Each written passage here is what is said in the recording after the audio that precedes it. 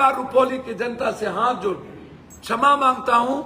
यदि कभी भूल में गलतियां हुई होगी उसको क्षमा करिएगा, और आप एक बार मेरे लिए अपनी बेटी के साथ खड़े रहिएगा। बहुत बहुत धन्यवाद। पूर्णिया आ गए, बस आज नरेंद्र मोदी का आना बाकी है। मैं चाहूंगा कि नरेंद्र मोदी जी भी आ ही जाएं, उतर ही जाएं, तो पूर्णिया का सौभाग्य हो जाए, या दुर्भाग्य तो है ही।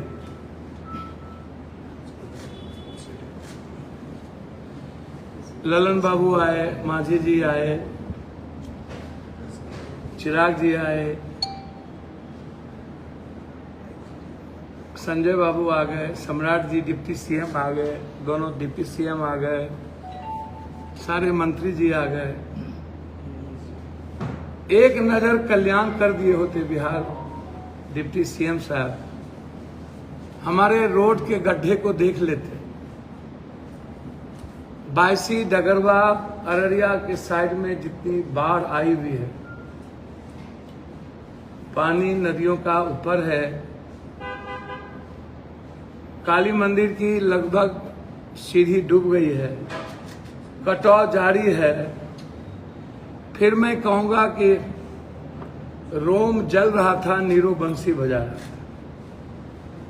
यह बात एक बार मैंने पहले भी होटल उद्घाटन में कही थी। इतने लोग यहां आए,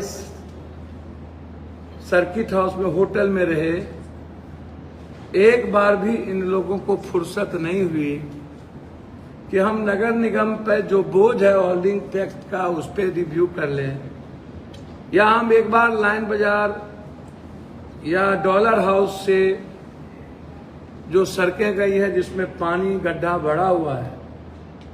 पूर्णिया की जनता टैक्स देती है किसी की गुलामी के लिए नहीं, और पूर्णिया की जनता गुलाम नहीं है किसी की। 3 महीना का मैं अल्टीमेटम दे रहा हूं, यदि आप टैक्स के मुताबिक हमें सुविधा नहीं दीजिएगा तो हम किसी भी लोगों का टैक्स भरने नहीं देंगे। एक भी टैक्स पे हम नहीं होने देंगे किसी कीमत। आप हमको सुविधा दीजिएगा नहीं, हमारी जनता आपको टैक्स दे। आप आइएगा, जब चुनाव की बारी आती है तो आप जनता को बाप बना लेते हैं, और चुनाव जाते ही आप कुत्ता से बदतर करते हैं। हाँ, ये क्या है?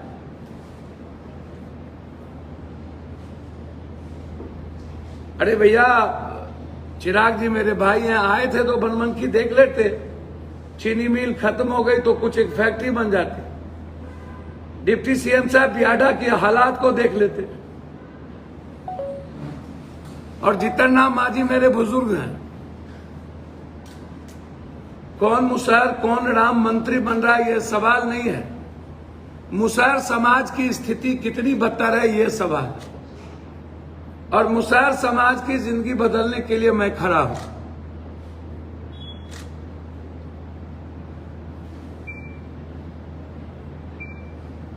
और रुपौली को नंबर 1 डिप्टी सीएम साहब कब 3 मंत्री आपने इस इलाके को दिया था। डबल इंजन की सरकार थी।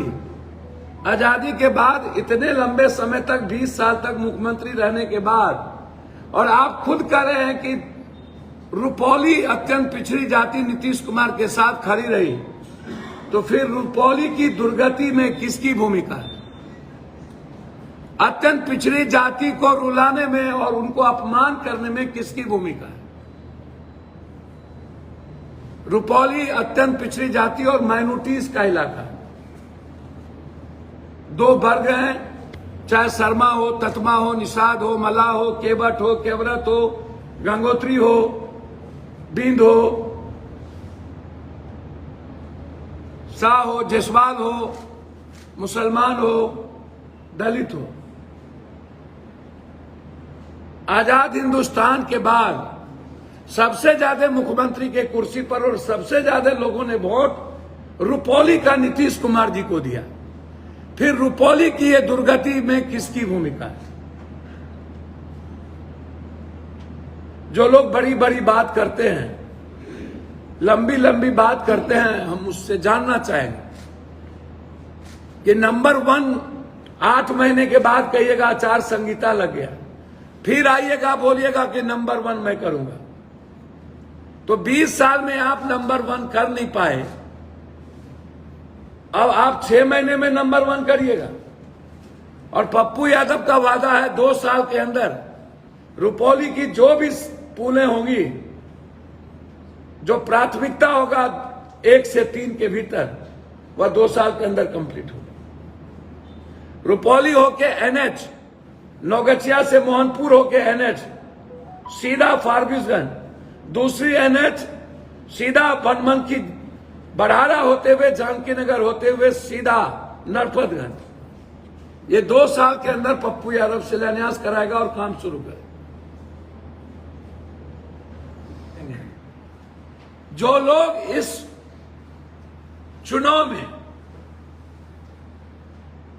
एनडीए के साथ है या निर्दलीय के साथ होंगे, वो पप्पू यादव के साथ नहीं हो सकते, क्योंकि हमारी आइडेंटिटी और विचारधारा कांग्रेस की है। हमारे लोग कांग्रेस की विचारधारा के साथ रुपौली में खड़े हैं और मैं उम्मीद करता हूं कि रुपौली की जनता माफ करके, क्षमा मांगता हूं मैं, हाथ जोड़ के, यदि कोई गलती भी हो महागठबंधन के कैंडिडेट से तो उसकी क्षमा करिएगा, माफ कर दीजिएगा। मैं सूद और ब्याज के साथ वो कुछ करे न करे, जैसे ही चुनाव खत्म होगा रुपौली के विकास की शुरुआत पप्पू यादव के हाथ से शुरू हो, ये मेरा वादा है। मैं पुनः एक बार रुपौली की जनता से हाथ जोड़ के क्षमा मांगता हूं। यदि कभी भूल में गलतियां हुई होगी उसको क्षमा करिएगा, और आप एक बार मेरे लिए अपनी बेटी के साथ खड़े रहिएगा। बहुत बहुत धन्यवाद, नमस्ते। चलिए, बहुत बहुत